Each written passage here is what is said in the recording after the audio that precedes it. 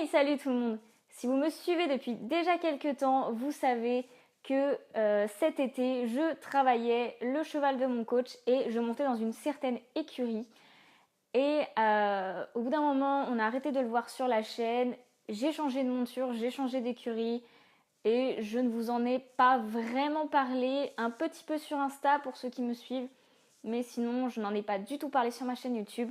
Donc aujourd'hui, j'avais vraiment envie de vous expliquer pourquoi. Et on va dire que c'est un peu grâce à Sixtine de la chaîne Caval Grenat que j'ai envie de vous raconter ça aujourd'hui. Alors tout simplement, elle m'a envoyé son livre, Le meilleur des deux, parce qu'elle voulait en fait que je le lise et que je lui donne un avis, etc. Et je l'ai adoré. Alors pour l'instant, vous savez pas trop pourquoi je vous parle de ce livre, mais tout simplement parce que là-dedans, vous avez une confrontation entre une cavalière vraiment concours, qui travaille son cheval 6 fois par semaine, qui pense vraiment qu'à ça, et une autre cavalière beaucoup plus naturelle, qui pense au bonheur de son cheval, etc.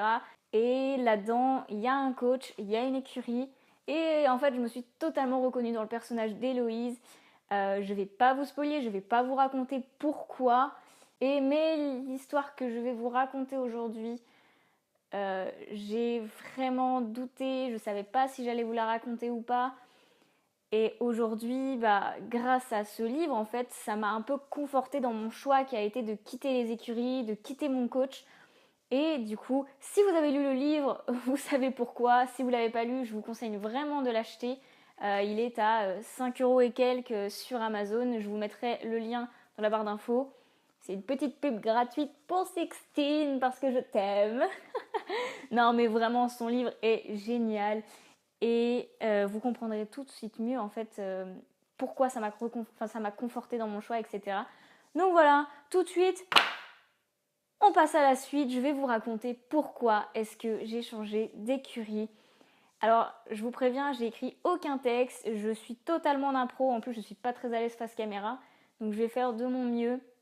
Mais avant de commencer, je vais juste vous dire que il n'y a aucune critique dans tout ce que je vais vous dire, ce n'est que mon point de vue.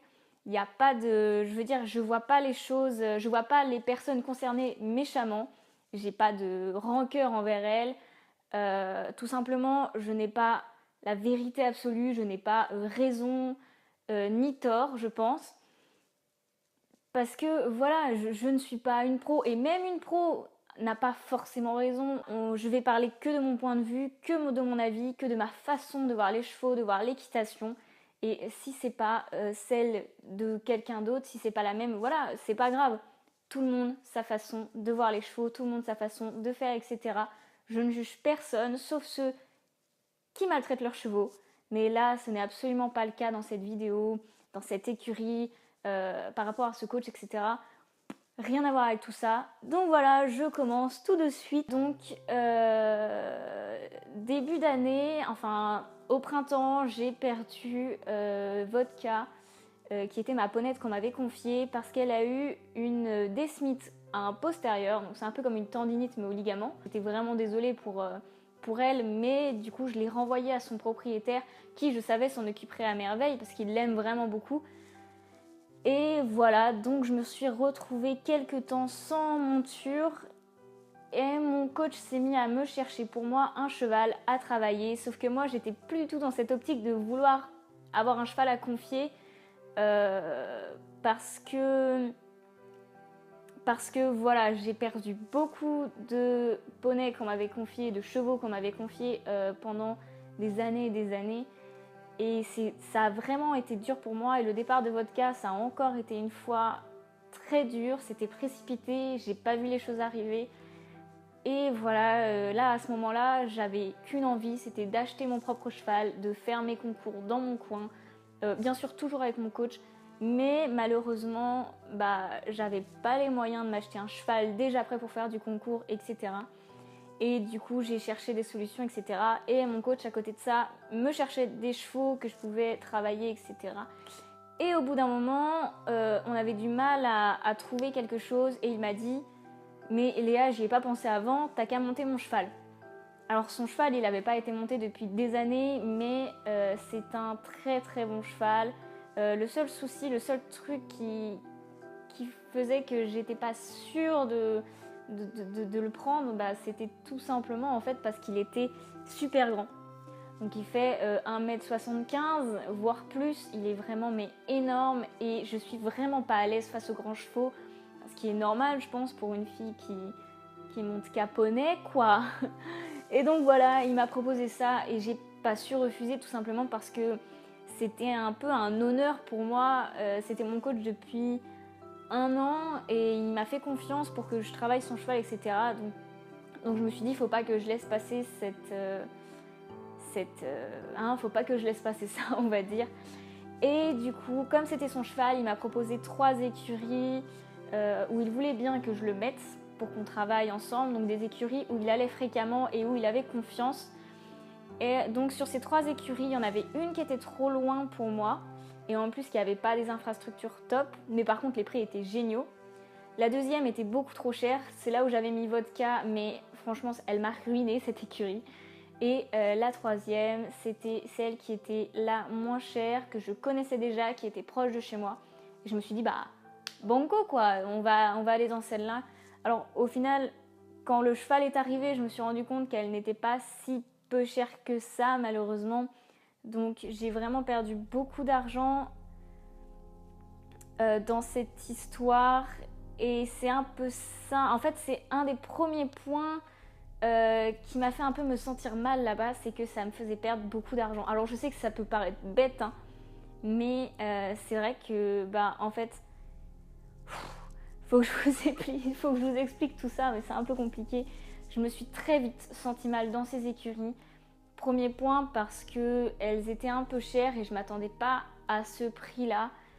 Et du coup, bah, à chaque fois qu'il se passait un petit truc, par exemple qu'on n'était pas dispo pour... Alors je sais, ça va paraître prétentieux, mais ça l'est pas du tout, hein. C'est juste que voilà, j'avais pas beaucoup d'argent et tout, je voulais économiser, donc j'étais un peu tendue à ce moment-là, mais à chaque fois qu'on pouvait pas sortir mon cheval pour le maréchal ou qu'on pouvait pas lui faire ses soins ou des choses comme ça, je me sentais un peu mal parce que je me disais ouais, mais je paye quand même cher et c'est moi qui dois venir... Non mais...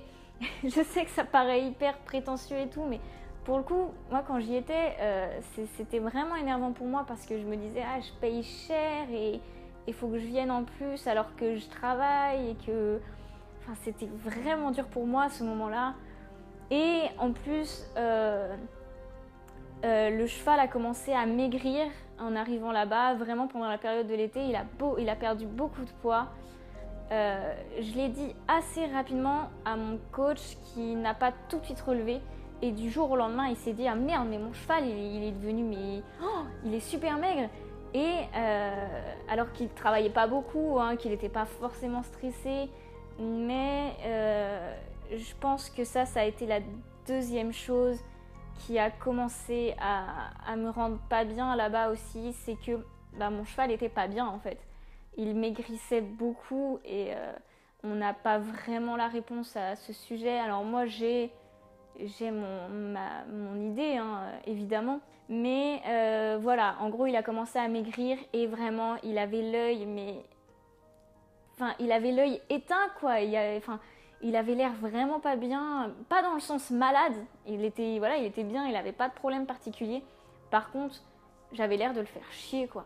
Il venait pas vraiment me voir au pré, il avait pas l'air de vouloir bosser, il était mou, il bougeait à la tâche comme pour me dire que voilà, pas la peine de s'attarder sur mon pensage, pas la peine de s'occuper de moi, etc. Vraiment, je l'ai ressenti comme ça, j'avais l'impression que ce cheval ne m'aimait pas particulièrement, il ne me portait pas dans son cœur et j'ai eu l'impression en fait de l'arracher de son pré avec ses copains. Depuis, voilà, il y était depuis des années et des années. Il avait foin à volonté, de l'herbe à volonté, il avait des granulés tous les jours, il était vraiment bien là-bas, il était bien nourri, il était en bonne compagnie.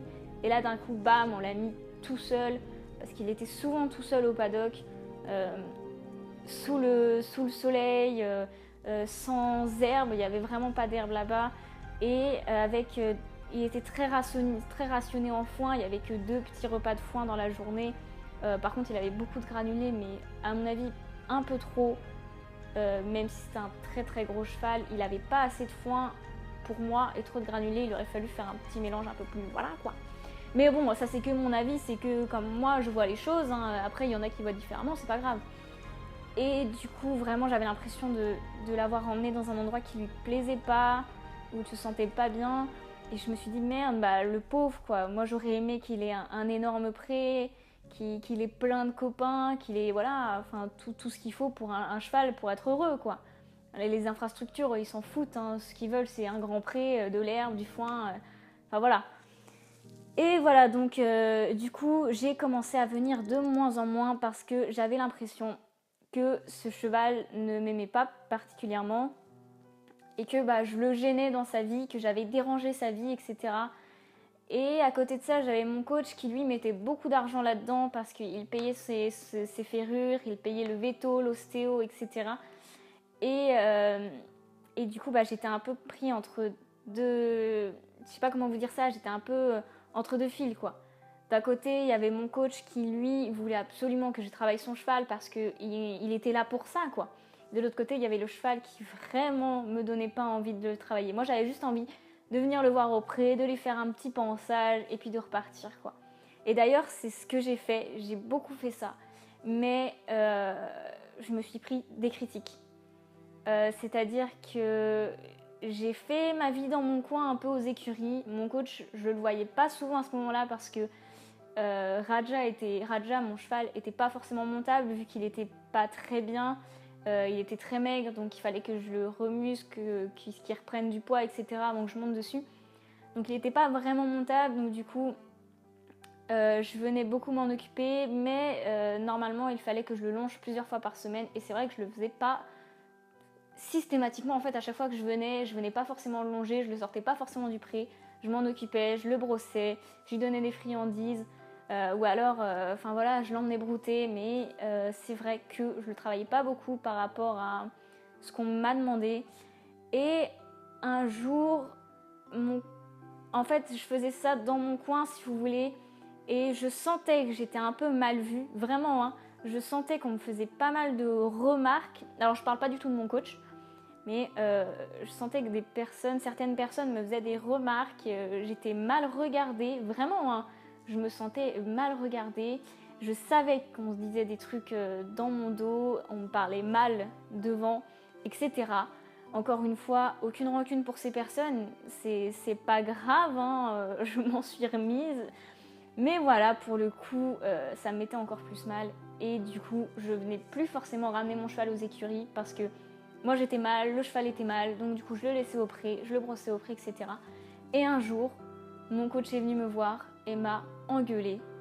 Mais c'était vraiment pas agréable. Je me souviens, je longeais mon cheval et j'étais en pleurs et genre je tournais le dos à mon coach pour pas qu'il me voie parce qu'il m'a dit plein de choses qui n'étaient pas vraies. En fait, il a parlé avec des personnes des écuries qui ont dit plein de choses sur moi que je pense vraiment fausses. Alors peut-être que ces personnes ont mal interprété ce que je leur disais ou les signes que je leur montrais. Et c'est vrai que j'étais souvent pas très heureuse en venant aux écuries parce que vraiment, je vous dis, j'avais une sorte d'oppression. Je me sentais mal regardée. On me faisait souvent des remarques pas agréables et d'ailleurs tout le temps en fait. Même par message, je recevais des remarques, etc.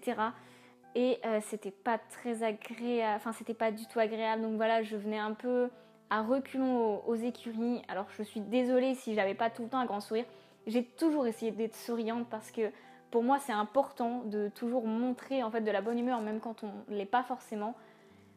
Mais peut-être que j'étais pas aussi souriante que ça et peut-être que j'ai montré un peu peut-être que j'ai un peu partagé mon mal-être et que du coup bah, ça a été mal perçu par les autres, par les propriétaires des écuries, etc.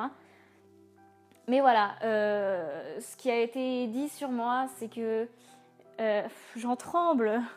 Ce qui a été dit sur moi, c'est que je ne ramassais pas les crottins de mon cheval. Quand je venais, je ne le travaillais pas forcément. D'ailleurs que je venais pas souvent. Que j'avais fait une remarque à la propriétaire des écuries en lui disant... alors pour vous expliquer, apparemment la propriétaire des écuries m'aurait donné un conseil lorsque j'étais à cheval et je l'aurais envoyé balader. Et ce qui est pour moi impossible parce que j'essaye toujours d'être très gentille avec les gens.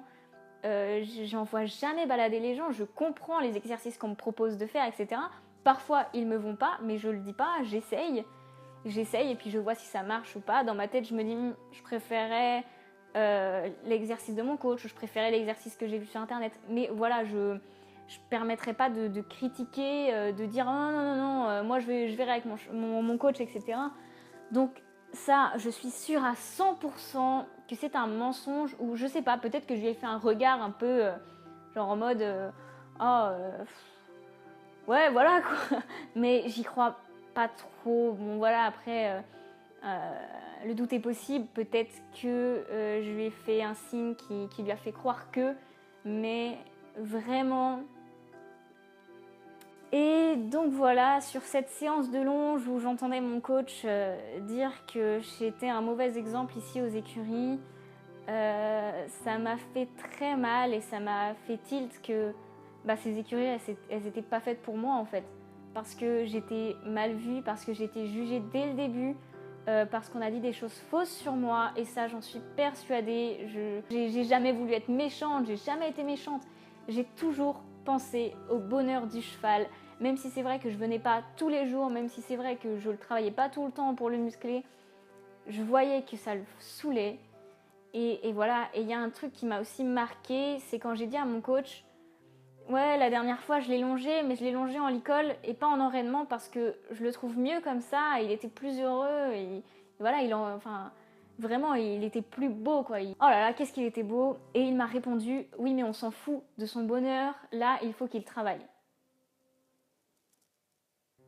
Il m'a peut-être pas dit ça comme ça. C'était bien hein, de son bonheur, etc.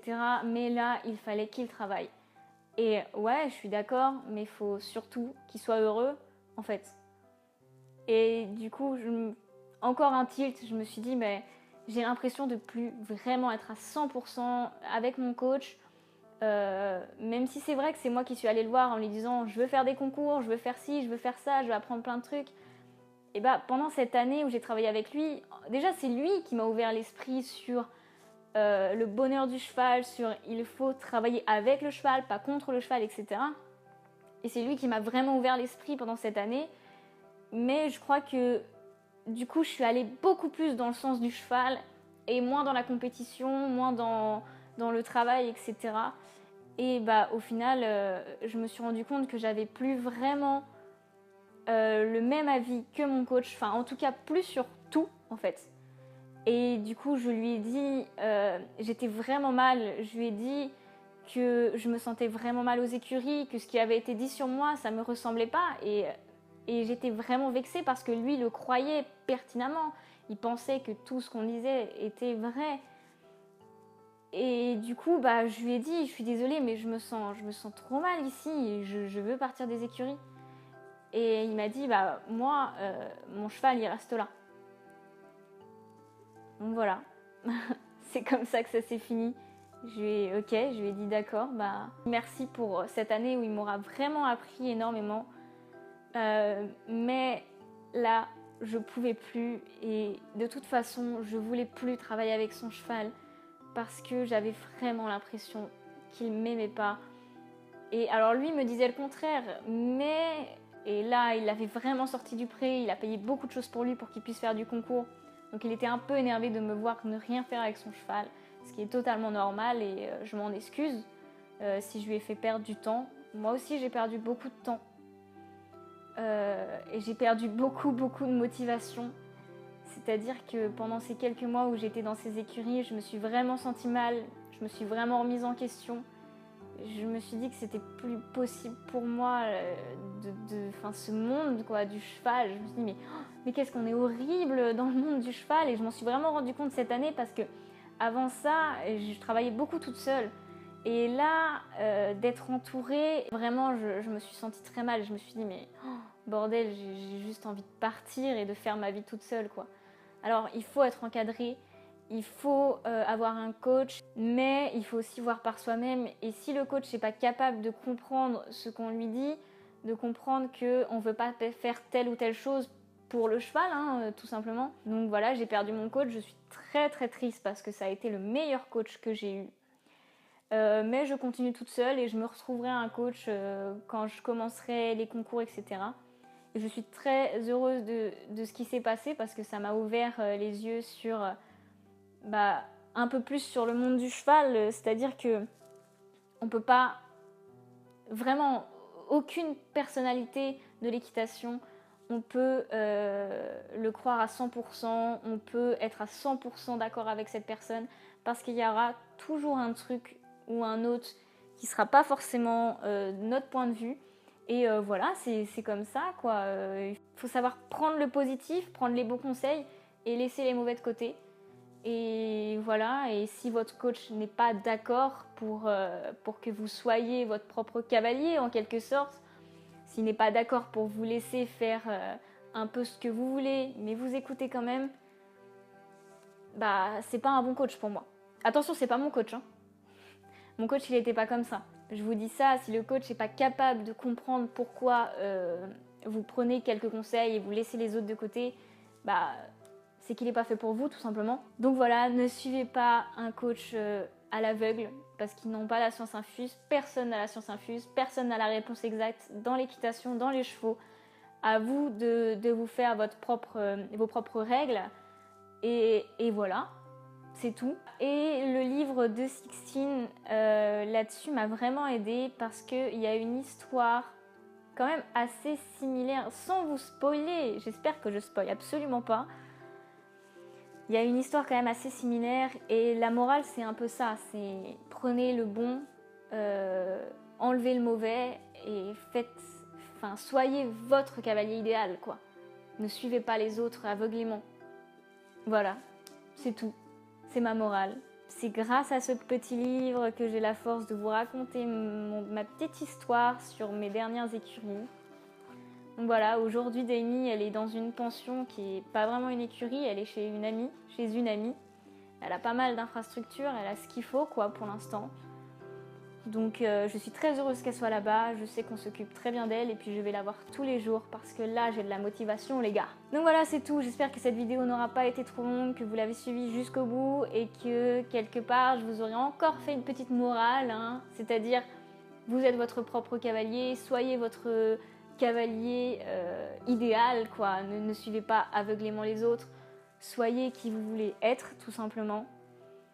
Et voilà, quoi, que dire de plus? Merci d'avoir regardé cette vidéo, je vous kiffe.